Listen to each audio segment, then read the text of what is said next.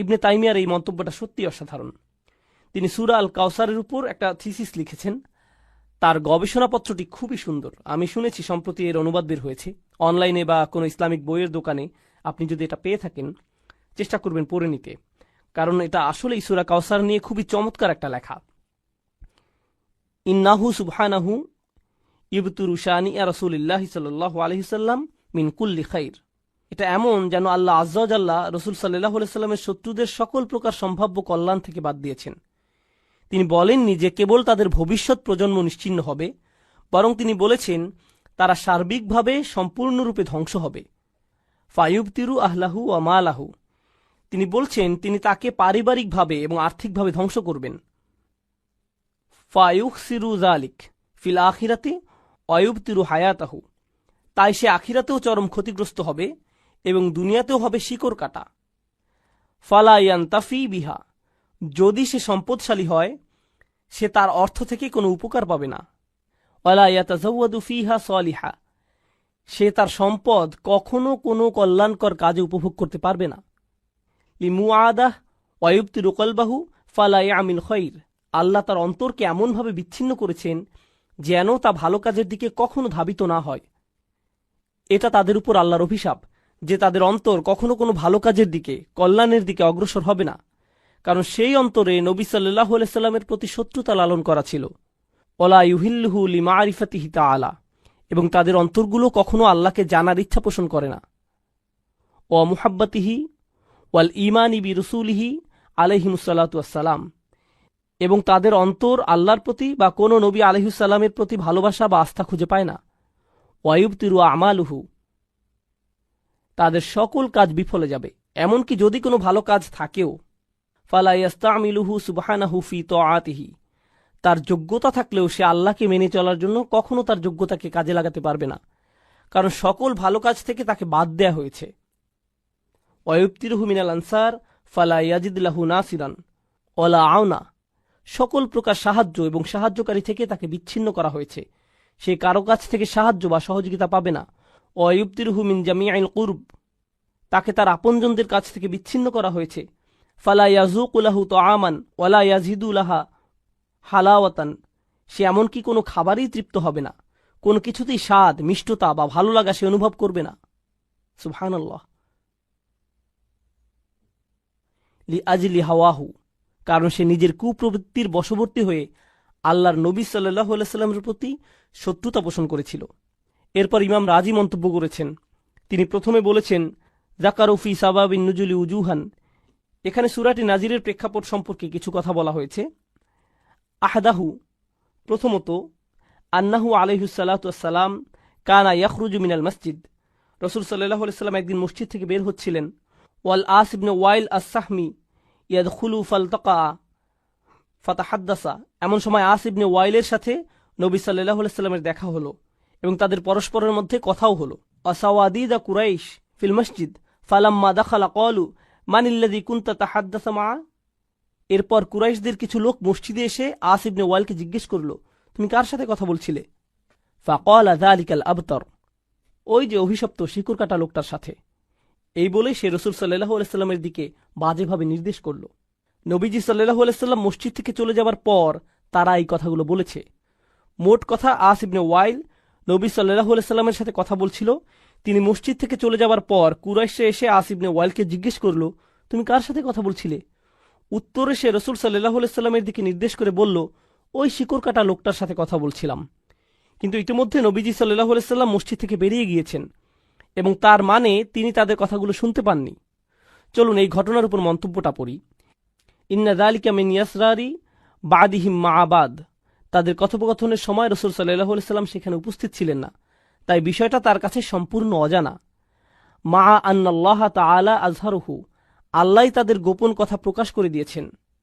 ফাহিনা ইয়াকুলু যালিকা মুজিজান, এই আয়াতটি নাজিল হবার পর তারা এতটাই অবাক হয়েছিল যে কি আশ্চর্যের ব্যাপার, আমাদের কথাগুলো সে কি করে জানল, কিভাবে জানল? তো এটাই কোরআনের একটা অলৌকিকতা। যদিও তারা কি বলেছে নবীজি সাল্লাল্লাহু আলাইহি সাল্লাম শুনেননি, কিন্তু আল্লাহ তো শুনেছেন। তাই আল্লাহ বলছেন ইন্না শানিআকা হুয়াল আবতার। এখন আল মাসআলাতুস সানি, দ্বিতীয় বিষয়টি হলো আশ-শানাআন হুয়াল বুগদ ওয়াশ-শানি হুয়াল মুবগিদ। তিনি বলছেন অর্থের দিক থেকে শানাআন মানে ঘৃণা, অর্থের দিক থেকে শানাআন মানে ঘৃণা, বুগদ অর্থ ঘৃণা, আর শানি মানে এমন শত্রু যে আপনাকে ঘৃণা করে। আম্মাল বাতার হুয়া ফিল লুগা আল ইস্তিসাল লিল কতা। আচ্ছা, এটাতে আমি একটু পরে আসছি, তাহলে আপনাদের বুঝতে সুবিধা হবে ইনশাআল্লাহ তাআলা। আসুন আমরা শেষের দিকে যাই। তো আপনাদের যে বিষয়টা বলতে চাচ্ছি সেটা হলো, আল্লাহ আজ্জা ওয়া জাল্লা এই সূরায় কাফিরদের সম্পর্কে বলেছেন, আন্নাল কাফারা লাম্মা ইয়াসুফু বিহাদাল ওয়াসফ কিলা ইন্না শানিআকা হুয়াল আবতার। যখন কাফিরদের সম্পর্কে বলা হয়েছে তখন তাদেরকে শিকড় কাটা বলা হয়েছে। এটা খুবই গুরুত্বপূর্ণ, কারণ এখানে আল্লাহ তার রসুল সাল্লাল্লাহু আলাইহি সাল্লামকে এমনভাবে বিজয় দানের কথা বলেছেন যে কাফেরদের কোনো বংশই এই ভূমিতে টিকে থাকতে পারবে না, কখনোই টিকে থাকতে পারবে না। এভাবে বলার মাধ্যমে আল্লাহ ইতোমধ্যে তার নবী সাল্লাল্লাহু আলাইহি সাল্লামের বিজয়ের নিশ্চয়তা দিয়েছেন। আচ্ছা, এই বিজয়ের নিশ্চয়তা দিতে গিয়ে সম্পূর্ণ একটা সূরা কি নাজিল হয়নি?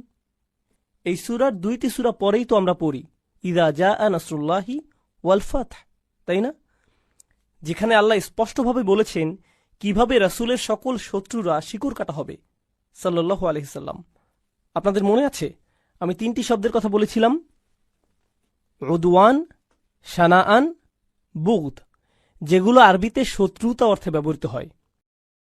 আজ আমরা আলোচনা শুরু করছি ইনশাআল্লাহ তাআলা 97 নম্বর সূরা দিয়ে। এই সূরার নাম সূরাতুল কদর। এটা হলো শক্তির রাত, ভাগ্য নির্ধারণের রাত বা মহামূল্যবান রাত। কদরের অনেকগুলো সম্ভাব্য অনুবাদ রয়েছে।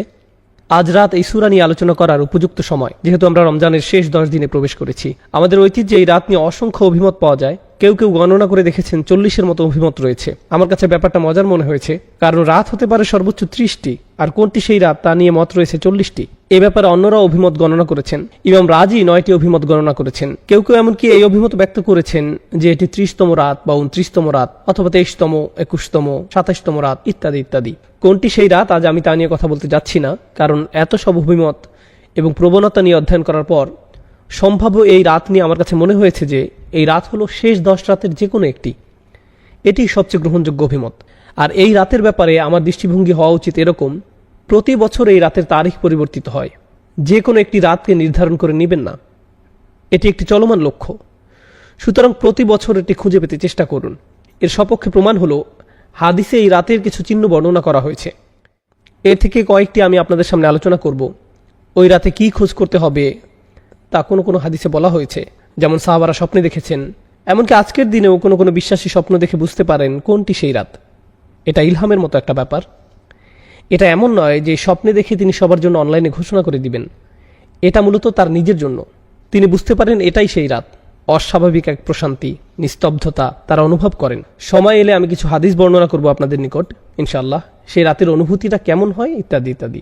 কিন্তু এর থেকে আসলে 100% নিশ্চিত হতে পারবেন না।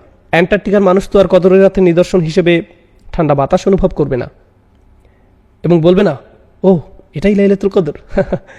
এমনটা করতে যাচ্ছে না। মানুষ বিভিন্ন ধরনের জলবায়ুতে বাস করে। যেমন যেমন স্কটল্যান্ডে যারা বাস করে সেখানকার জলবায়ু প্রধানত মেঘাচ্ছন্ন। এজন্য সকালবেলা সূর্যের তীব্র আলো সেখানে খুব একটা দেখা যায় না। তাই এভাবে বলা কঠিন যে অমুক অমুক নিদর্শনগুলো একেবারে পরিষ্কারভাবে লাইলাতুল কদরের প্রতি নির্দেশ করছে। কিছু কিছু নিদর্শন এই রাতের প্রতি সম্বন্ধযুক্ত করা হয়েছে, তবে এটা হার্ড কোনো সায়েন্স নয়। তবুও আমি আবারও আমার নিজেকে এবং আপনাদেরকে স্মরণ করিয়ে দিতে চাই, এই রাতের খোঁজ করা খুবই গুরুত্বপূর্ণ এক অনুসন্ধান। এটা এত বড় একটি ব্যাপার যে আল্লাহ সম্পূর্ণ একটি সূরা, একটি বা দুইটি আয়াত নয়, আল কোরআনের সম্পূর্ণ একটি সূরা উৎসর্গ করেছেন শুধু এই উদ্দেশ্যে। আর এটাই কেবল নয়, সূরা দুখানের শুরুতে তিনি আবারও এই রাতের কথা বলেছেন। 44 নম্বর সূরার প্রথম প্যাসেজ শুধু এই রাতের জন্য তিনি উৎসর্গ করেছেন। এই রাত কিসের প্রতি আভাস দেয়, কেন এই রাত গুরুত্বপূর্ণ? তাই এটা কোনো ছোট ব্যাপার নয়। অন্য অনেক দিন এবং রাতের মর্যাদাও ইসলামে স্বীকৃত, যেমন হজের দিনগুলোর পবিত্র মর্যাদা রয়েছে, গোটা রমজান মাসেরও একটা ধর্মীয় মর্যাদা রয়েছে। কিন্তু বছরের যে কোনো সময় বা তারিখের জন্য এভাবে গোটা একটি সূরা উৎসর্গ করা হয়নি, এরকম আর হয়নি। এই ব্যাপারে কেবল আরেকটি সূরার কথা আমার মনে পড়ে, যা একটা নির্দিষ্ট সময়ের জন্য উৎসর্গ করা হয়েছে, সূরাতুল জুমআ। সেক্ষেত্রে সম্পূর্ণ সূরা এই উদ্দেশ্যে উৎসর্গ করা হয়নি, শুধু শেষের কয়েকটি আয়াত 9, 10 এবং 11। সূরার বাকি অংশ অন্য বিষয় নিয়ে, যা শুক্রবারের নামাজের দিকে নিয়ে যায়। কদরের বিষয়টি অনন্য। এই ব্যাপারটা আমাদের মাথায় রাখা প্রয়োজন। আমরা যেহেতু এই রাতগুলো শুরু করতে যাচ্ছি, আমি দোয়া করি আল্লাহ আজ্জা ওয়া জাল্লা যেন আমাদেরকে সুযোগ, শক্তি, উৎসাহ, আন্তরিকতা, খাঁটি অশ্রু দান করেন, যার মাধ্যমে এই সময়ে আমরা আল্লাহর ক্ষমা লাভ করতে পারি। ওকে, তো আল্লাহ আজ্জা ওয়া জাল্লা শুরু করছেন এই বলে, ইন্না আনজালনাহু ফি লাইলাতুল কদর, নিশ্চয়ই আমি এটা নাজিল করেছি লাইলাতুল কদরে। লক্ষ্য করুন, পূর্বের সূরার আলোকে জিবরাইল আলাইহিস সালাম প্রথম ওহী নিয়ে এসেছিলেন, কিন্তু আল্লাহ এই সমীকরণ থেকে জিবরাইল আলাইহিস সালামকে দূর করে দিলেন, যেন এমনটি বলা হচ্ছে, হ্যাঁ জিবরিল এসেছে, কিন্তু কথাগুলো আমার নিজের, আমি এই ওহী পাঠিয়েছি। তিনি নিজে ক্রেডিট নিচ্ছেন এবং এই কদরের রাতের ব্যাপারটা আরো সরাসরিভাবে বললেন। এভাবে বলেননি যে আমি আমার দূত জিবরিলকে তোমার নিকট পাঠিয়েছি, বরং বলেছেন নিশ্চয়ই আমি এটি নাজিল করেছি। এর মাঝে হু এর প্রতি লক্ষ্য করুন, ইন্না আনজালনাহু, কুরআন নাজিল করেছি বলার পরিবর্তে বলা হয় আমি এটি নাজিল করেছি। আরবি ব্যাকরণের ভাষায় এর নাম দমিরে সান। অন্য কথায় যখন বলেন এটি, তার মানে কিছু একটা যা মানুষ আগে থেকেই জানে। যেমন আপনাদের সাথে বাক্যালাপ করার সময় জিজ্ঞেস করলাম, আপনারা কি এটা দেখেছেন? হয় আপনাদের কোনো ধারণাই নেই আমি কি নিয়ে কথা বলছি, চোখ ঘুরিয়ে জিজ্ঞেস করলেন আমাদের কি দেখার কথা, অথবা দুজনেই ক্রিকেট ম্যাচ দেখেছিলেন কিংবা উভয় ফুটবল খেলা দেখেছিলেন। তাই আমি যখন জিজ্ঞেস করলাম, ইয়েস দেখেছি, দারুণ হয়েছে, কেউ এখানে খেলা বা ম্যাচের কথা উল্লেখ করেনি, উভয় বলছে এটা, কারণ বিষয়টা আমাদের মাথায় আছে। যখন আল্লাহ বলছেন ইন্না আনজালনাহু, আমি এটা নাজিল করেছি, এর দ্বারা ইঙ্গিত করছে যে কোরআন অবতীর্ণ হওয়াকালে এই ব্যাপারটা সবার মাথায় ছিল। কোরআন তখন বিস্ময়কর এক ব্যাপার হয়ে দাঁড়িয়েছিল। যখন কেউ বলেছিল তুমি কি এটা শুনেছ, এমন কথা শুনলে মক্কার মানুষরা কোরআন ছাড়া আর অন্য কিছুর কথা ভাবতে পারে না। কবিতা, ছন্দ বা কোনো গল্পের কথা তাদের মাথায় আসতো না, এমনকি শত্রুদের মাথায়ও না। কোরআন গোটা শহরে ছড়িয়ে পড়েছিল। তাই আল্লাহ যখন বলছেন এটি, তখন বিশ্বাসী অবিশ্বাসী সবাই বুঝতে পেরেছিল এখানে এটি বলতে কোরআনকে বোঝানো হয়েছে। বিষয়টা কোরআনের আভিজাত্য এবং শক্তিমত্তার তারিফ করছে, যে কোরআনের নামও উল্লেখ করার প্রয়োজন পড়ছে না, মানুষ এমনিতেই বুঝতে পারছে কি নিয়ে কথা বলা হচ্ছে। তাহলে ধারণাটি এর মাঝে এসে গেছে, ইন্না আনজালনাহু, আমি এটা নাজিল করেছি। ইন্না আনজালনাহু এর ব্যাখ্যায় ইবনে আব্বাস রাদিয়াল্লাহু তাআলা আনহু থেকে আরেকটি আকর্ষণীয় মত পাওয়া যায়। মতটি হলো খুবই চমৎকার। আল্লাহ আজ্জা ওয়া জাল্লা সম্পূর্ণ কোরআন অবতীর্ণ করেন। আল্লাহ আজ্জা ওয়া জাল্লা সপ্তম আকাশ থেকে প্রথম আকাশে এক রাতে, এই কদরের রাতে, তারপর প্রথম আকাশ থেকে দীর্ঘ 23 বছরে অল্প অল্প করে রাসূলুল্লাহ সাল্লাল্লাহু আলাইহি সাল্লামের উপর অবতীর্ণ করা হয়। সুতরাং ওহী এসেছে দুই পর্যায়ে। ইনজাল অর্থাৎ সম্পূর্ণ ওহী অবতীর্ণ হয় সপ্তম আকাশ থেকে প্রথম আকাশে এক রাতে, এরপর 23 বছরে অল্প অল্প করে পৃথিবীতে নাজিল হয়। আর এই অভিমতটি ইবনে আব্বাস রাদিয়াল্লাহু তাআলা আনহুর উপর আরোপ করা হয়। স্কলাররা বিশ্বাস করেন তিনি এটা রাসূলুল্লাহ সাল্লাল্লাহু আলাইহি সাল্লামের কাছ থেকে শিখেছেন। এর কারণ হলো একজন সাহাবী হিসেবে ইবনে আব্বাস রাদিয়াল্লাহু তাআলা আনহুর পক্ষে সপ্তম বা প্রথম আকাশে কি হচ্ছে তা জানা সম্ভব নয়। এগুলো অদৃশ্য জগতের ব্যাপার। এই অদৃশ্য জগতের ব্যাপারে তার পক্ষে আত্মবিশ্বাসের সঙ্গে মন্তব্য করা একমাত্র তখনই সম্ভব যখন তিনি এগুলো রাসূলুল্লাহ সাল্লাল্লাহু আলাইহি সাল্লাম থেকে জেনে থাকবেন। অন্যথায় তিনি অদৃশ্য জগৎ সম্পর্কে এরকম মন্তব্য করার দুঃসাহস দেখাতেন না। অদৃশ্য জগৎ নিয়ে আত্মবিশ্বাসের সঙ্গে একমাত্র কথা বলতে পারেন রাসূলুল্লাহ সাল্লাল্লাহু আলাইহি সাল্লাম, যাকে অদৃশ্য জগৎ সম্পর্কে জানানো হয়েছিল। যদি কোনো সাহাবী অদৃশ্য জগৎ নিয়ে কথা বলেন, বিশেষ করে ইবনে আব্বাস রাদিয়াল্লাহু তাআলা আনহুর মতো জ্ঞানী সাহাবীর ক্ষেত্রে, তাহলে আমাদের বিশ্বাস যে তিনি সেটা রাসূলুল্লাহ সাল্লাল্লাহু আলাইহি সাল্লামের কাছ থেকে শিখেছেন। তিনি হয়তো সরাসরি রাসূল সাল্লাল্লাহু আলাইহি সাল্লামকে উদ্ধৃত করছেন না, বরং তার নিজের মতো করে বলেছেন। এজন্য এ ধরনের বর্ণনাকে বলা হয় মারফু, অর্থাৎ এই জ্ঞান রাসূল সাল্লাল্লাহু আলাইহি সাল্লামের কাছ থেকে অর্জন করা হয়েছে। এই সূরার প্রথম আয়াতটি কিভাবে ব্যাখ্যা করা হবে এই নিয়ে আরেকটি অভিমত পাওয়া যায়। এটাকে এমনভাবে ব্যাখ্যা করা যায়, আমি কদরের রাতে এটি পাঠানো শুরু করেছি, অর্থাৎ মহানবী সাল্লাল্লাহু আলাইহি সাল্লামের প্রতি কোরআন অবতীর্ণ হওয়া শুরু করে এই রাতে। কেউ কেউ যুক্তি দেখান এখানে হু আগের সূরা ইকরা বিইসমি রাব্বিকাল্লাযী, এটা হলো আল্লাযী খালাক, সেই ওহী আমি কদরের রাতে নাজিল করেছি। তাহলে এটি ওইটার প্রতি ইঙ্গিত করছে। এই সূরা অধ্যয়নকালে গুরুত্বহীন আরেকটি অভিমত পাওয়া গেছে। এটা আসলে তেমন কোনো বিষয় না, তারপরেও আমি একাডেমিক উদ্দেশ্যে তা উল্লেখ করছি। কেউ কেউ এই অভিমত ব্যক্ত করেছেন যে এই লাইলাতুল কদর রমজান মাসের প্রতি নির্দেশ করছে না, এটা শাবান মাসের মধ্যরাতের প্রতি নির্দেশ করছে। কারণ কয়েকটি বর্ণনা আয়েশা রাদিয়াল্লাহু তাআলা আনহার প্রতি আরোপ করা হয়, যেখানে তিনি শাবান মাসের ফজিলতের কথা উল্লেখ করেছেন, একে লাইলাতুল মুবারাকাও বলা হয়। তাই তারা এই অভিমত ব্যক্ত করেছেন যে সম্ভবত এটি রমজান মাসের কথা বলছে না, এটা শাবান মাসের মধ্যরাত সম্পর্কে বলছে। কিন্তু এই অভিমতটি সরাসরি বাতিল করে দেয়া হয়েছে। এর বহু কারণ আছে, আমি শুধু একটি কারণ বলছি। আল্লাহ সুস্পষ্টভাবে কোরআন সম্পর্কে বলেছেন শাহরু রমাদান আল্লাযী উনজিলা ফীহিল কুরআন, রমজান মাস, এই মাসেই কোরআন অবতীর্ণ করা হয়েছে। রমজান মাসের প্রতিটি রাত কুরআন অবতীর্ণের মাসের অন্তর্গত। তাই আল্লাহ যেহেতু বলছেন আমি এটি লাইলাতুল কদরে অবতীর্ণ করেছি, সুতরাং লাইলাতুল কদর কেবল রমজান মাসেই হওয়া সম্ভব। এই দুইটি একে অপরের সাথে ওতপ্রোতভাবে জড়িয়ে আছে, একে অন্যভাবে দেখার অবকাশ নেই। এখন আমি কদর শব্দের অর্থ নিয়ে কিছু কথা শেয়ার করতে চাই। তিনভাবে কদর শব্দের ব্যাখ্যা করা যায় বা চিন্তা করা যায়। এই বিশ্লেষণ আমাদেরকে সূরার কাঠামো এবং এর অর্থ বুঝতে সাহায্য করবে ইনশাআল্লাহ তাআলা। আরবিতে কদর শব্দের একটি অর্থ হলো নিরূপণ করা, কিয়াস করা, কোনো কিছুর সীমা নির্ধারণ করে দেয়া। তাকদীর বলতে কোনো কিছুর চৌহদ্দি ঠিক করে দেয়া বোঝায়। কুরআনের অন্যত্র এসেছে কদ্দারনাহু মানাজিলা, আমরা চাঁদের জন্য বিভিন্ন পর্যায় নিরূপণ করে দিয়েছি। সুতরাং একভাবে এটাকে ব্যাখ্যা করা হয়েছে এভাবে যে সূরা দুখানের সাথে মিলে যায়, একটু পরে সেটা নিয়ে আলোচনা করব। এই রাতে আল্লাহ বছরের বাকি সময়ের বড় বড় সিদ্ধান্তগুলো পাঠিয়ে থাকেন এবং সমস্ত ভালো সিদ্ধান্তগুলো, সব ভালো ভালো সিদ্ধান্তগুলো, বড় বড় সিদ্ধান্তগুলো পাঠিয়ে থাকেন।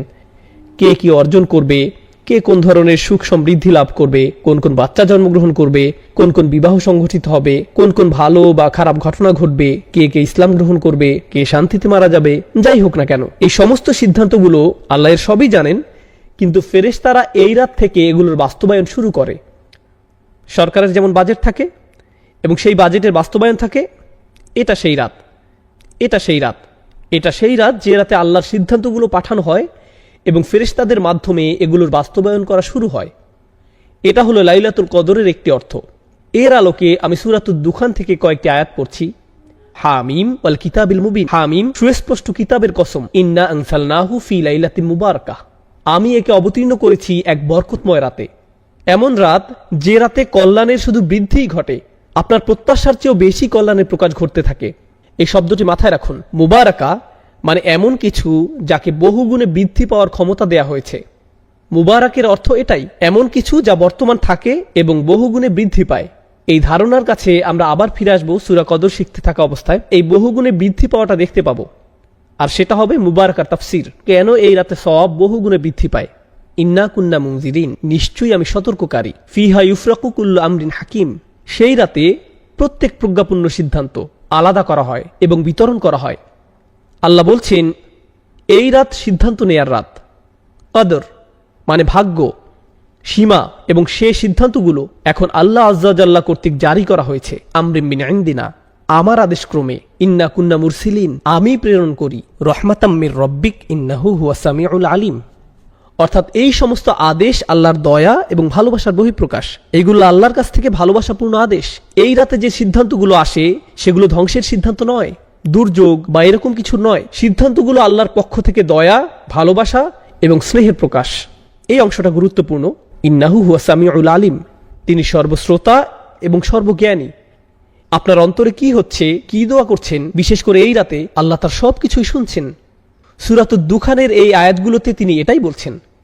আমাদের মনে এই সম্পর্কে কোনো দ্বিধা থাকা যাবে না। রব্বিস সামাওয়াতি ওয়াল আরদ ওয়া মা বাইনাহুমা ইন কুনতুম মুকিনিন, যিনি আসমানসমূহ, জমিন এবং এ দুয়ের মধ্যবর্তী সবকিছুর রব, যদি তোমরা দৃঢ় বিশ্বাস পোষণকারী হও। কদরের দ্বিতীয় অর্থ হলো মানাজিল বা শারাফ, আভিজাত্য, সম্মান। এই রাত্রি ব্যাপক সম্মানের। কেন? ব্যাপারটাকে এভাবে ভাবতে পারেন, সবচেয়ে সম্মানিত ফেরেশতা জিবরাইল আলাইহিস সালামের আগমন ঘটে এই রাতে। তিনি আল্লাহর সবচেয়ে সম্মানিত বই কুরআন নিয়ে আগমন করেছিলেন, আর তিনি সবচেয়ে সম্মানিত রাসূলকে এটি প্রদান করেন সবচেয়ে সম্মানিত রাতে। অতএব এই সবগুলো সম্মান এবং গৌরব এসে একত্রিত হয় লাইলাতুল কদরে। মনে হয় যেন প্রথম আয়াতটি ইন্না আনজালনাহু ফি লাইলাতুল কদর বর্ণনা করছে যে কেন এই রাতটি এত সম্মানের এবং এত গৌরবের। এখন পর্যন্ত আমি ভাগ্য এবং সম্মান অর্থের ব্যাখ্যা করেছি। কদর বা কুদরতের আরেকটি অর্থ হলো ক্ষমতা। সুতরাং এই রাতে আমাদের আল্লাহর ক্ষমতার উপর পরিপূর্ণ বিশ্বাস থাকা উচিত যে তিনি সবকিছু পরিবর্তনের ক্ষমতা রাখেন। আমাদের ভাগ্য পরিবর্তনের ক্ষমতা রাখেন, আমাদের আচরণ পরিবর্তনের ক্ষমতা রাখেন, বিভিন্ন কার্যাবলী সম্পাদনের ক্ষমতা দান করেন। কারণ এই রাতকে আল্লাহ বরকতময় করেছেন অস্বাভাবিক শক্তি দিয়ে। এই রাতটি আল্লাহর অলৌকিক ক্ষমতা প্রকাশের রাত। মানব জাতিকে শুরু থেকে বিস্ময়কর সকল মিরাকল প্রদান করার পর আল কোরআন প্রদান করা হয় এই রাতে, আল্লাহর সবচেয়ে শক্তিশালী কালাম। তাই আমাদের আরো বিশ্বাস থাকা উচিত আল্লাহ যে অলৌকিকভাবে আমাদের দোয়ার জবাব প্রদান করেন অন্য যে কোনো রাতের চেয়ে। আরো একটি বিরল অভিমত আমি পেয়েছি, খুবই ইন্টারেস্টিং, আর তা হলো কদর দ্বারা ভিড় করা বোঝায় বা কোনো কিছু যখন সংকুচিত হয়ে পড়ে। এই অর্থটা আমরা সূরাতুল ফজরেও দেখেছি, ওয়া আম্মা ইযা মাবতালাহু ফাকাদার আলাইহি রিজকাহ, এবং যখন তাকে পরীক্ষা করা হয় অথবা রিজিক সংকুচিত করে দেন। এখানে কদ এর পরিবর্তে কদর ব্যবহার করা হয়েছে। তাই কেউ কেউ বলছেন এই রাতে এত বেশি ফেরেশতার আগমন ঘটে যে এ ব্যাপারে একটা হাদিসও আছে, কিভাবে ফেরেশতারা পৃথিবীর মোট বালুকণার চেয়েও বেশি পরিমাণে এই রাতে অবতরণ করেন। এখান থেকে ইঙ্গিত পাওয়া যায় অন্য কোনো কারণে এই ফেরেশতারা পৃথিবীতে নামেন না। পৃথিবীতে অনেক ফেরেশতা এমনিতে আছেন, কিন্তু এই রাতে তিনি অনেক বেশি ফেরেশতা পাঠিয়ে থাকেন যাদের আসলে আকাশে থাকার কথা। এই পৃথিবীতে তারা আগমন করেন শুধু এই রাতের জন্য। তিনি সারা পৃথিবী জুড়ে এত বেশি পরিমাণে ফেরেশতা পাঠান যে ফেরেশতাদের ভিড় জমে যায়, শয়তানি শক্তির জন্য কোনো জায়গা আর অবশিষ্ট থাকে না। আমি যে 4টি অর্থ আপনাদের নিকট উপস্থাপন করলাম, এর মধ্যে অবশ্যই সবচেয়ে বেশিবার উল্লেখিত অর্থটি সূরাতুদ দুখানের আলোকে। তা হলো এই রাতটি ভাগ্য নির্ধারণের রাত। এই রাতে বছরের অবশিষ্ট সময়ে কি কি হবে তার সিদ্ধান্তগুলো নেওয়া হয়। এখন মানবজাতির জন্য আল্লাহর সবচেয়ে মহান সিদ্ধান্ত, যা ছিল সর্বশেষ কিতাব নাজিল, সেটাও এই রাতের অংশ। এখন ফায়ামবাগি আন তুআদ্দা লাইলাতুল কদরে ঈদা নুজুলিল কুরআন। এখন এ ব্যাপারে সাধারণ বিষয়, যাক্কিরহুম বি আইয়ামিল্লাহ, মানুষকে আল্লাহর দিনসমূহ স্মরণ করিয়ে দিন। আল্লাহর দিনগুলোর মাঝে এই ক্ষেত্রে রাত সবচেয়ে মূল্যবান রাত হলো কোরআনের রাত, অর্থাৎ লাইলাতুল কদর। তিনি বলেন এটা মূলত মুফাসসির ইবনুল আশুর বলেন এই রাতকে কোরআনের ঈদ হিসেবে মনে করা উচিত, যেন এটা কোরআনের বর্ষপূর্তি যা আমরা এই রাতে উদযাপন করছি। এখন ওমা আদরাকা মা লাইলাতুল কদর, শবে কদর সম্বন্ধে আপনি কি জানেন? ক্ষমতা প্রদর্শনের রাত, ভাগ্যের রাত, সিদ্ধান্ত গ্রহণের রাত। এই রাতটি সম্পর্কে আপনি কি জানেন? কোন বিষয়টি এই রাতের মূল্য বুঝতে সাহায্য করবে? এই প্রশ্ন করার মাধ্যমে আল্লাহ বলছেন, আমি এখন আপনাকে বলতে যাচ্ছি লাইলাতুল কদরের প্রধান কোন বিষয়টি আপনার জেনে রাখা উচিত, যে মূল ব্যাপারটি আপনার আত্মস্থ করা দরকার, যেন তোমরা এই রাতের মূল্য দিতে পারো, যেন এমন কারো মতো না হয়ে পড়ো যে এই রাতের সুযোগ কাজে লাগায় না। আলোচনা চালিয়ে যাওয়ার পূর্বে একটা কথা বলতে চাই, কোনটি সেই রাত আমরা সেটা জানি না। এর পিছনে কিছু বিজ্ঞতা আপনাদের সাথে শেয়ার করতে চাই, যা বিশেষ করে ইমাম রাজি এবং অন্যান্যরা বলেছেন। আল্লাহ কেন আমাদেরকে রাত্রি নির্দিষ্ট করে জানালেন না? এমন একটি বর্ণনাও আছে যে রাসূল সাল্লাল্লাহু আলাইহি সাল্লাম রাত্রির কথা মনে করলেন, কিন্তু এরপর তাকে ভুলিয়ে দেওয়া হয়। ইমাম রাজি ব্যাপারটাকে রাসূল সাল্লাল্লাহু আলাইহি সাল্লামের জীবনের আরেকটি ঘটনার সাথে তুলনা করেন। এক ব্যক্তি ঘুমাচ্ছিল, রাসূল সাল্লাল্লাহু আলাইহি সাল্লাম আলী রাদিয়াল্লাহু তাআলা আনহুকে বললেন লোকটিকে নামাজ পড়ার জন্য জাগিয়ে দিতে। তো আলী রাদিয়াল্লাহু তাআলা আনহু লোকটির কাছে গিয়ে তাকে নামাজের জন্য জাগিয়ে দিলেন। আলী তখন জিজ্ঞেস করলেন, সাধারণত আপনি নিজেই এই ধরনের কাজ করতে পছন্দ করেন, আপনি আমাকে কেন করতে বললেন? আমি সব সময় দেখেছি ভালো কাজ করার কোনো সুযোগ দেখলে অন্য কাউকে বলার পূর্বে আপনি নিজেই তা করেন। আমি কৌতূহলী, আপনি এই কাজ কেন আমাকে দিয়ে করালেন? তখন তিনি বললেন, যদি আমি তাকে জাগাতাম আর সে অলসতা প্রদর্শন করত, সে আমার কথা না শুনে আমাকে ঘুমের ঘরে সরিয়ে দিত, তখন সেটা কুফরি হয়ে যেত। সে যদি তোমার প্রতি বিরক্তি প্রকাশ করত, তাহলে প্রমাণ হতো সে শুধু অলস। সে যদি আমার কথা না শুনতো, তাহলে সেটা অনেক বড় একটা ব্যাপার হতো। ও আলামু আন্না ফীকুম রাসূলুল্লাহ, এই ব্যাপারটা মাথায় রেখে চিন্তা করুন, আমরা যদি জানতাম আজ লাইলাতুল কদর কিন্তু আমরা মিস করলাম, তখন এটা হবে বিশাল এক অপরাধ। গোটা একটা সূরা নাজিল হবার পর যে এই রাতের মর্যাদা কত বেশি, কিন্তু ইমানদার ব্যক্তি যদি এমন করে, ধুর আজ ভালো লাগছে না, তখন সেটা হতো ভয়ঙ্কর এক অপরাধ। কারণ এই রাতের মর্যাদা যেমন বিশাল, তেমনি একে ভুলে যাওয়া বিশাল অপরাধ। এটা আসলে আল্লাহর দয়া যে তিনি সেই দরজা উন্মুক্ত করেননি, তিনি বলেননি এটা হলো সেই রাত, আর কোনো সমস্যা নেই। আল্লাহ আমাদেরকে তাদের অন্তর্ভুক্ত করুন যারা বিনয়ের সাথে এই রাতের অনুসন্ধান করে এবং খুঁজে পায়। যাই হোক, এখন লাইলাতুল কদরের প্রথম উপকারিতা, লাইলাতুল কদরি খায়রুম মিন আলফি শাহর। শবে কদর হলো 1000 মাস অপেক্ষা শ্রেষ্ঠ। কেউ কেউ এই 1000 মাসকে আক্ষরিক অর্থেই নিয়েছেন এবং গণনা করে বের করেছেন 1000 মাস সমান সমান 83 বছর 4 মাস। সুতরাং আজকে যদি শবে কদর হয় আর আপনি ফজরের নামাজ আদায় করেন, তাহলে আপনি 83 বছরের জন্য ছুটি নিতে পারেন। না না, এমনটা নয়। এই আয়াতের অর্থ এটা নয়। আরেকটি ব্যাপার যেটা লক্ষণীয়, আল্লাহ তাআলা বিভিন্ন পরিমাপে সময়ের উল্লেখ করেন, যেমন হাজার বছর, আলফা সানাতিন, কখনো যোগ করেন মিম্মা তাউদ্দুন, তোমাদের গণনার হিসেবে। অন্য কথায় এই আয়াতে এই অর্থটাও এখানে সুপ্ত আছে যে তোমাদের গণনার হিসেবে 1000 মাস থেকেও এই রাত উত্তম। 80 বছরের কিছু বেশি মূলত একজন স্বাভাবিক মানুষের আয়ুষ্কাল। সুতরাং আল্লাহ বলছেন যে তোমাদের গণনার হিসেবে এই রাতটি গোটা একটি জীবনকালের চেয়ে উত্তম। এই রাতটি কাজে লাগাও, তাহলে তুমি গোটা একটি জীবনকাল কাজে লাগালে। সুবহানাল্লাহ। আমরা এখানে বাৎসরিক এই বছর থেকে পরের বছর পর্যন্ত সিদ্ধান্তগুলো নিয়ে ভাবছি।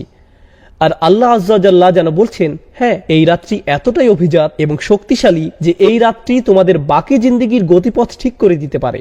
লাইলাতুল কদরি খায়রুম মিন আলফি শাহর। এটা শুধু এমন না, আপনার 1 রাকাত নামাজ 1000 মাস 1 রাকাত নামাজ পড়ার সমান, একবার জিকির করা এভাবে 1000 মাস জিকির করার সমান।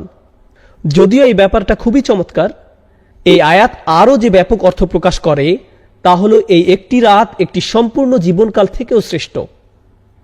তাই আন্তরিকভাবে আমাদেরকে এই রাত ইবাদতে কাটাতে হবে, যেন আমরা নিজেদের মধ্যে ইতিবাচক পরিবর্তন নিয়ে আসতে পারি এবং আশা করব যে আমাদের বাকি জীবন আল্লাহর রহমতে আশীর্বাদ পুষ্ট হয়ে উঠবে। এটা কদরের প্রথম মূল্য। প্রসঙ্গত, আরবিতে কদরের একটি অর্থ হলো মূল্য। এটা দামি রাত। তাই লাইলাতুল কদরি খায়রুম মিন আলফি শাহর বলার মাধ্যমে প্রথম প্রশ্নের জবাব দেয়া হলো, এই রাতের মূল্য কি?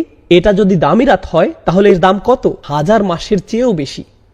প্রসঙ্গত, খায়রুম মিন তিনি বলেননি কত গুণ বেশি, এটা কি 1000 মাসের চেয়ে 1000 গুণ বেশি উত্তম? তিনি এখানে সংখ্যা নির্ধারণ করে দেননি, বলেছেন এটা 1000 মাসের চেয়েও উত্তম, অর্থাৎ 1000 মাস শুধু আপনার গণনায়, এর সীমা আরও বেশি। যদি বলা হতো লাইলাতুল কদরি মিসলু আলফি শাহর, কদরের রাত 1000 মাসের মতো, কিন্তু বলা হয়েছে 1000 মাসের চেয়ে উত্তম, তাহলে কদরের একটি মানে হলো মূল্য, আর এর মূল্য বলে দেওয়ার মাধ্যমে এর জবাব দেয়া হলো এটা 1000 মাসের চেয়েও উত্তম। কদরের আরেকটি অর্থ হলো ডিক্রি বা আল্লাহর আদেশ, যা সব কিছুর জন্য আসে। তাই পরবর্তী আয়াতে কদরের অন্য এই অর্থটি নিয়ে কথা বলা হয়েছে, তানাজ্জালুল মালাইকাতু ওয়ার রূহ ফিহা বিইজনি রাব্বিহিম মিন কুল্লি আমরিন। সে রাতে ফেরেশতা ও রূহ তাদের রবের অনুমতি ক্রমে, বাইবেলে যাকে হোলি স্পিরিট বলা হয়েছে, কোরআন তাকে অভিহিত করে রূহ নামে, মানে জিব্রাইল আলাইহিস সালাম। তাহলে ফেরেশতারা অবতরণ করেন, সাথে স্পেশাল গেস্ট জিব্রাইল আলাইহিস সালাম, ওহী নাজিলের আসল স্টার। সকল ফেরেশতাদের মধ্যে যিনি শুরুতে কোরআন নিয়ে এসেছিলেন, সেই মহান ফেরেশতা নিজেই আবার কোরআন বার্ষিকী উদযাপন উপলক্ষে পৃথিবীতে অবতরণ করেন। একবার চিন্তা করে দেখুন, আমরা কি নিয়ে কথা বলছি? মুতাঈন সাম্মা আমিন, সবার মান্যবর, সেখানকার বিশ্বাসভাজন। শুধু তিনি নন, তার অরিজিনাল টিম যারা কোরআন নাজিলের সময় দলে দলে নেমে আসতেন, তারা সবাই কদরের রাতে পৃথিবীতে অবতরণ করেন। ইনি সেই জিবরিল আলাইহিস সালাম, যিনি মূসা আলাইহিস সালাম, ঈসা আলাইহিস সালামের নিকট কিতাব নিয়ে এসেছিলেন, ও আইয়াদনাহু বিরূহিল কুদুস, এবং যিনি রাসূলুল্লাহ সাল্লাল্লাহু আলাইহি সাল্লামের নিকট ওহী নিয়ে আসতেন। আজকে তিনি আমাদের মাঝে, তার সকল অনুসারীরাও এবং অন্য সব ফেরেশতারা, তারা বিভিন্ন ডিপার্টমেন্টে কাজ করে। প্রথম আকাশে যেমন ফেরেশতারা আছেন, দ্বিতীয় আকাশে আছেন, তৃতীয় আকাশে আছেন, এভাবে সব আকাশে আছেন। ফেরেশতাদেরকে বিভিন্ন কাজের জন্য নিয়োগ করা হয়। যেমন 2 জন আমাদের গার্ড দিয়ে থাকেন, 2 জন আমাদের কর্মের হিসাব রাখেন, ফেরেশতারা আরশের চারপাশে ইস্তেগফাররত থাকে, ফেরেশতারা বিভিন্ন রকমের কাজ করেন। কদরের রাতে সব ফেরেশতাদের তাদের নিজস্ব কাজ থেকে মুক্তি দিয়ে দুনিয়াতে পাঠানো হয়। এমনকি জিব্রাইল আলাইহিস সালাম অবতরণ করেন ইনদা সিদরাতিল মুনতাহা, সিদরাতিল মুনতাহার নিকট থেকে, যেখানে তার মাকাম, যেখানে তিনি আমিন, তিনি সেখান থেকে এই রাতের জন্য অবতরণ করেন। তো তিনি বলছেন সবাই অবতরণ করেন বিইজনি রাব্বিহিম, তাদের প্রভুর অনুমতি ক্রমে। এই ব্যাপারটা বোঝা গুরুত্বপূর্ণ। ফেরেশতাদের নিজস্ব দায়িত্ব রয়েছে, আল্লাহ তাদেরকে তাদের কাজ থেকে মুক্তি দিয়ে এই রাতের জন্য প্রেরণ করেন। এই জন্য বিইজনি রাব্বিহিম এখানে গুরুত্বপূর্ণ। তিনি বলেন মিন কুল্লি আমর, আল্লাহর আদেশে তারা আসেন সকল বিষয় নিয়ে, সকল সিদ্ধান্ত নিয়ে। তার মানে এটা যদি স্বাস্থ্য সংক্রান্ত ব্যাপার হয়, ব্যক্তিগত কোনো ব্যাপার হয়, পারিবারিক ইস্যু, যুদ্ধ সংক্রান্ত ব্যাপার, আধ্যাত্মিক ব্যাপার, শারীরিক ব্যাপার, অর্থনৈতিক ব্যাপার, যে ব্যাপারই হোক না কেন, আল্লাহর আদেশে তারা সব ধরনের ব্যাপার সমাধান করতে আসেন এবং মানুষকে সব ইস্যুতে সাহায্য করেন।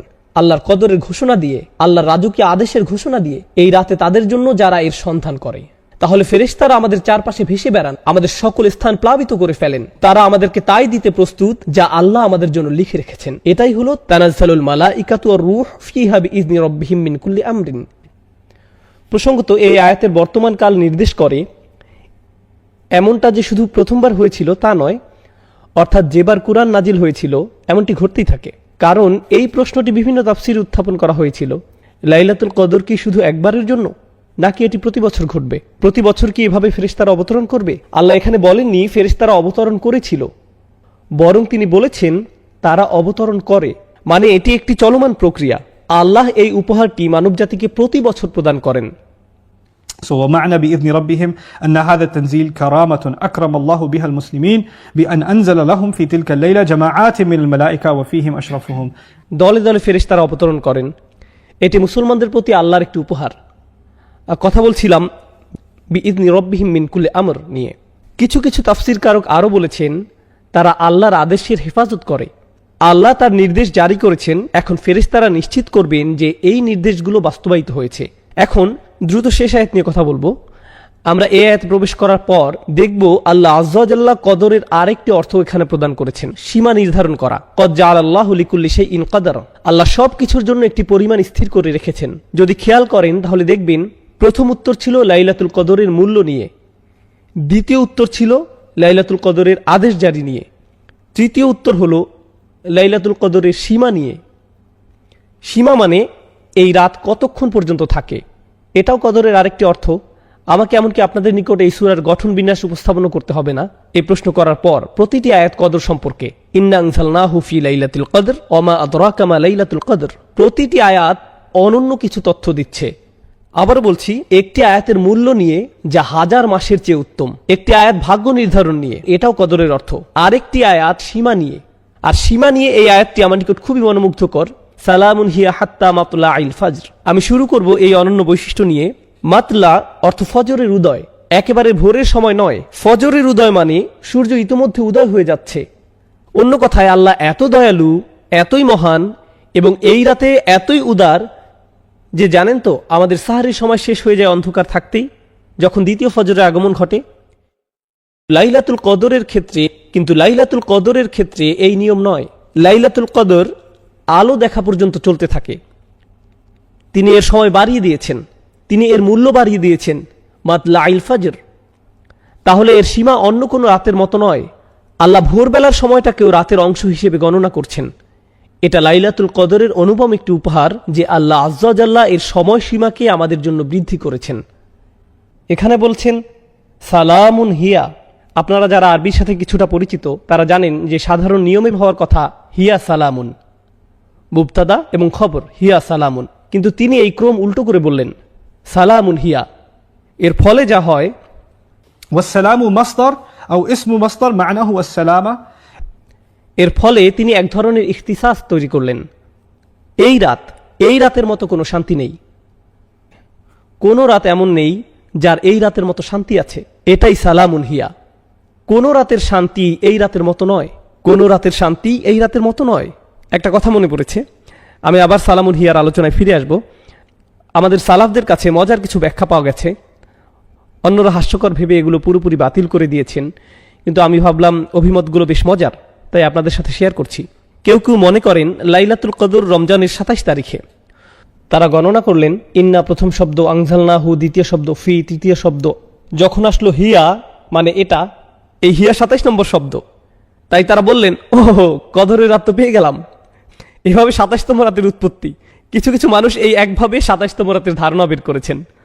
অন্য আরেকটি নিয়মও আছে মজার। কেউ কেউ এটাকে ইবনে আব্বাস রাদিয়াল্লাহু তাআলা আনহুর প্রতি আরোপ করেন, কিন্তু আমি অতটা নিশ্চিত নই। লাইলাতুল কদর এই শব্দদ্বয় ৯টি অক্ষর দিয়ে গঠিত। এই শব্দগুলোতে ৯টি অক্ষর রয়েছে, আর এটা ৩ বার এসেছে। ইন্না আনজালনাহু ফি লাইলাতুল কদর ওয়া মা আদরাকা মা লাইলাতুল কদর লাইলাতুল কদরি খায়রুম মিন আলফি শাহর। ৯কে ৩ দিয়ে গুণ করলে ২৭ পাওয়া যায়। এই তো পেয়ে গেলাম ২৭তম রাত, ঝামেলা শেষ। এগুলো সবই হাস্যকর, এর সাথে কোনো কিছুর কোনো সম্পর্ক নেই, কিন্তু ভাবলাম এগুলো উল্লেখ করি। হিয়ার আলোচনায় পৌঁছার পর মনে হলো কদরের রাত তো পেয়ে গেছি।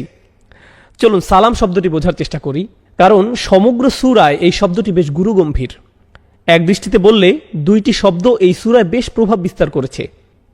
কদর, খাইর। প্রতি আয়াতেই একটি মূল শব্দ আছে। প্রথম মূল শব্দ কদর, দ্বিতীয় মূল শব্দ খাইর, খায়রুম মিন আলফি শাহর, তৃতীয় মূল শব্দ হলো আমর, মিন কুল্লি আমর, এবং সর্বশেষ মূল শব্দ হলো সালাম। এই সবগুলো দিন শেষে কোনো না কোনোভাবে কদরের সাথে সম্পর্কযুক্ত। প্রথমে কদর নিজে উত্তম, এরপর আল্লাহর আদেশসমূহ, নির্ধারিত ভাগ্য, এবং সবশেষে শান্তি। সালাম আমাদের জানাচ্ছে এই রাতে যত কিছু ঘটে তার কোনোটাই ধ্বংসের জন্য নয়, শাস্তির জন্য নয়, কোনো কিছু মৃত্যুর জন্য নয়। সকল আয়োজন মানুষকে শান্তি, নিরাপত্তা, আরাম ইত্যাদি দেওয়ার জন্য। কুরআনে সালাম শব্দটির ব্যবহার জানা গুরুত্বপূর্ণ। এটি আল্লাহর একটি নাম, আল মুহাইমিন, কুদ্দুসুস সালামুল মুমিনুল মুহাইমিন। তো সালাম হলো আল্লাহ আজ্জা ওয়া জাল্লার একটি নাম। একইভাবে জান্নাতকে বলা হয় দারুস সালাম। জান্নাতের একটি নাম হলো শান্তির নিবাস। তাহলে এটা আল্লাহর একটি নাম, এটা জান্নাতের একটি নাম, দারুস সালাম। ফুসিলাস সালাম বিল খাইর। আবার কোনো কিছু যখন ভয়ানক অনিরাপদ, যেমন আগুন, এর থেকে সকল বিপদ দূর করা দরকার। যেমন ইব্রাহিম আলাইহিসসালামের ক্ষেত্রে, কুনি বারদান ওয়া সালামান, তুমি ইব্রাহিমের উপর শীতল ও শান্তিদায়ক হয়ে যাও, শান্তিপূর্ণ হয়ে যাও। এই আয়াতে ভাষার ব্যবহারে উল্লেখযোগ্য সূক্ষ্মতা রয়েছে।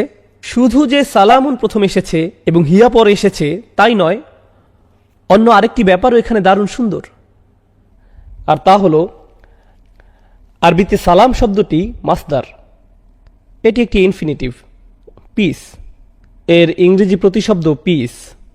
এখন রাত কিন্তু শান্তি নয়, রাত হলো শান্তিপূর্ণ। রাত নিজে শান্তি নয়, বরং রাত হতে পারে শান্তিপূর্ণ। আল্লাহ বলেননি রাত শান্তিপূর্ণ, তিনি বলেছেন রাত নিজেই শান্তি। যেন এখানে বলা হচ্ছে রাতটি শুধু যে শান্তিপূর্ণ তাই নয়, বরং আসলে তুমি যদি এই রাতের সুযোগ নিতে পারো তাহলে তুমি শান্তি অর্জন করে ফেলেছ। তোমার অবশিষ্ট জীবনের জন্য তুমি চূড়ান্ত শান্তির সন্ধান পেয়েছ। তুমি যদি এই রাত না পেয়ে থাকো তাহলে শান্তি কাকে বলে তুমি সেটা জানোই না। এখানে এমনি একটি বিবৃতি, মুবালাগা বিবৃতি দেয়া হয়েছে, সালামুন হিয়া হাত্তা মাতলাইল ফাজর। একইভাবে সালামকে এখানে আদেশ হিসেবেও বিবেচনা করা যায়। যেমন উদাহরণস্বরূপ আমরা বলি চুপ, চুপ থাকো বলার পরিবর্তে চুপ থাকো একটি আদেশ, কিন্তু শিক্ষক এটাও বলতে পারেন সাইলেন্স, অথবা একজন বিচারক বলতে পারেন অর্ডার। তিনি বলেন না শৃঙ্খলা বজায় রাখো, তিনি শুধু বলেন অর্ডার। সুতরাং কখনো কখনো আদেশ দিতে নাউন ব্যবহার করা হয়। এই অর্থ মাথায় রেখে সালামুন হিয়া পড়লে, সালামুন হিয়া হাত্তা মাতলাইল ফাজর, এর অর্থ হয় তোমরা ভালো চাইলে শান্তি বজায় রাখো, এই রাতে কোনো মারামারি নয়, তর্ক বিতর্ক নয়। আমি আমার ফেরেশতাদের পাঠিয়েছি, ডিক্রি জারি করেছি, এই রাতের মতো মূল্যবান কোনো রাত নেই। তোমরা ভালো চাইলে এই রাতে আল্লাহর নিকট সম্পূর্ণরূপে আত্মসমর্পণ করো। সালাম দিল্লুল হার্ব, এটা যুদ্ধের বিপরীত। তোমরা ভালো চাইলে অন্য কারোর সাথে পীড়াদায়ক আচরণ করো না, কাউকে কষ্ট দিয়ে কথা বলো না, আল্লাহর সাথে ভালো আচরণ করো, মানুষের সাথে ভালো আচরণ করো এবং আল্লাহর নিকট আত্মসমর্পণ করো। সূরার শেষে এটি একটি সাজেশন বা আদেশের মতো। ফজর উদয় হওয়ার আগ পর্যন্ত সকল দ্বন্দ্ব সংঘাত ভুলে যাও, সকল টেনশন ভুলে যাও। সালামুন হিয়া হাত্তা মাতলাইল ফাজর। অন্যরা আরো সাজেস্ট করেছেন কিভাবে জানবেন যে এটি লাইলাতুল কদর। আপনি এমন এক বিশেষ ধরনের শান্তি এই রাতে অনুভব করবেন যা অন্য রাতে করেন না। যখন নামাজে দাঁড়াবেন এমন এক প্রশান্তি অনুভব করবেন যে নামাজ ছাড়তে চাইবেন না। এমন শান্তি অন্য কোনো সময় অনুভব করেননি। সম্পূর্ণ অস্বাভাবিক এক আধ্যাত্মিক অভিজ্ঞতা যা আল্লাহ লাইলাতুল কদরের এই রাতে বিশ্বাসীদেরকে দান করেন। এখন কিছু বিষয় বর্ণনা করব যেগুলো আমরা লাইলাতুল কদরে অনুসন্ধান করি, যা শুরুতে পড়ার কথা ছিল, আমি এখন সেগুলো পড়ছি। এই রাতে আমরা কি কি জিনিস চাইব এবং এই রাতে মূল্য সম্পর্কে হাদিসে কি বলা হয়েছে। অবশ্যই আল আজাল আল আরজাক খিলালিল আম ফিহা ইফরাকু কুল্লু আমরিন হাকিম। আমাদের সীমা, আল্লাহর কাছে ফেরার পূর্বে আমাদের জীবনকাল, আমাদের সকল রিজিক, এই সব কিছু সম্পর্কে এই রাতে ডিক্রি জারি করা হয়। ফেরেশতারা অবতরণ করেন। কি নিয়ে অবতরণ করেন? বিল খাইরি ওয়াল বারাকাতি ওয়ার রহমাতি ওয়াল মাগফিরাহ। তারা অবতরণ করেন সকল কল্যাণ নিয়ে, বারাকাহ নিয়ে, আল্লাহর দয়া এবং তার ক্ষমা নিয়ে। প্রসঙ্গত আমি আগে যেমন বলেছিলাম, সম্ভবত এই রাতে যেসব ফেরেশতা অবতরণ করেন তাদেরকে পাঠানো হয় শুধু এই রাতের জন্য, অন্য কোনো সময় তাদের আগমন ঘটে না। বিশেষ করে এটা জিবরিল আলাইহিস সালামের জন্য আরো বেশি সত্য। তারপর এটা সেই রাত কিনা তা বোঝার কিছু উপায় তুলে ধরছি। আবারও বলছি, এখানে ভৌগোলিক সীমাবদ্ধতার কথাটা মাথায় রাখতে হবে। ইন্নী কুনতু উরিতু লাইলাতুল কদরি সুম্মা নুসিতুহা। এই হাদিসে রাসূল সাল্লাল্লাহু আলাইহি সাল্লাম বলেন, আমাকে লাইলাতুল কদর দেখানো হয়েছিল, পরে আবার আমাকে ভুলিয়ে দেওয়া হয়। ওয়াহিয়া ফিল আশরিল আওয়াখির, এর অবস্থান শেষ 10 রাতে। ওয়াহিয়া তালকাতু বালজাতুলা হাররা ওয়ালা বারিদা, বেশি গরম বা বেশি ঠান্ডা না। কানা ফিহা কামরান ইয়াফদাহু কাওয়াকিবুহা, যেন আলোকিত চাঁদ নক্ষত্রগুলোকে আড়াল করে আছে। এই রাতে শয়তান বের হতে পারে না। হাত্তা ইয়াখরুজু ফাজরুহা, অর্থাৎ ফজর পর্যন্ত কোনো শয়তান বের হতে পারে না। আত-তামানিনা, যেমন বলি সালামুন হিয়া হাত্তা মাতলাইল ফাজর, ফজর উদয় হওয়া পর্যন্ত শান্তি, ফজর পর্যন্ত শান্তি। এর অর্থ হলো মানুষ এই রাতে অস্বাভাবিক শান্তি অনুভব করে। তারাবিতে যোগ দিলে দেখবেন এই রাতে কেউ বিরক্ত হয় না, কেউ হাত পা নেড়ে কোনো বিরক্তি প্রকাশ করে না, বাচ্চারাও দুষ্টামি করছে না, নিশ্চয়ই এর কোনো কারণ আছে। এরপর তিনি বলেন, ليلة القدر ليلة تلقى لا حار لا باردة تصبح الشمس يومها حمراء ضعيفة. কেউ কেউ বলেন নরম বাতাস প্রবাহিত হয়। This is رواه ابن خزيمة وصححه الباني. পরের দিন সূর্য কেমন জানি লাল বর্ণ ধারণ করে। সূর্য উদয় হওয়ার সময় একটু লাল আকৃতি ধারণ করে। উদয় হওয়ার সময় এতে তীব্রতা দেখা যাবে না। قد يري الله الإنسان الليلة في المنام. এমনও হতে পারে এটি কোন রাত আল্লাহ ইমানদারদেরকে তার স্বপ্নে দেখাতে পারেন। অনেক সাহাবীর ক্ষেত্রে এমনটা ঘটেছিল। তারপর রাসূল সাল্লাল্লাহু আলাইহি ওয়াসাল্লাম বলেন, إن الملائكة تلك الليلة أكثر في الأرض من عدد الحصى. এটাও ইবনে খুজামা বর্ণনা করেছেন। এই রাতে পৃথিবীতে ফেরেশতাদের সংখ্যা মানে পৃথিবীর ক্ষুদ্র বালুকণার চেয়েও বেশি হয়। তো এগুলো শুধু কয়েকটি নিদর্শন। পরিশেষে আমি রাসূল সাল্লাল্লাহু আলাইহি ওয়াসাল্লামের আরেকটি হাদিস শেয়ার করতে চাই লাইলাতুল কদর নিয়ে। মান কামা লাইলাতুল কদরি ঈমানান ওয়া ইহতিসাবান গুফিরা লাহু মা তাকাদ্দামা মিন যামবিহি। যে কেউ কদরের রাতে দাঁড়াতে পারে অর্থাৎ নামাজ পড়ে, তাহলে সবচেয়ে ভালো যে কাজ করতে পারেন লাইলাতুল কদরে রাত শুরু হলে তা হলো সালাত আদায় করা। আরও সেরা যা করতে পারেন সিজদায় দোয়া করতে থাকুন, আল্লাহর কাছে কান্নাকাটি করুন। এরপর রাসূল সাল্লাল্লাহু আলাইহি ওয়াসাল্লাম শুধু নামাজ পড়তে বলেননি, তিনি সেই নামাজের কিছু বৈশিষ্ট্য বর্ণনা করেছেন। চলুন সেই বৈশিষ্ট্যগুলো ব্যাখ্যা করি। একটা হলো ঈমানান, যে আল্লাহর সামনে নামাজ পড়ল ঈমান সহকারে, অর্থাৎ শুধু ঈমান নিয়ে নয়, সে সম্পূর্ণরূপে জানে যে আমার জীবনের সবচেয়ে সেরা জিনিস হলো এই নামাজ। সে ব্যক্তির এত বেশি আত্মবিশ্বাস আছে, আল্লাহর উপর নির্ভরতা আছে এই নামাজে, যার কোনো তুলনা হয় না। 1 নম্বর।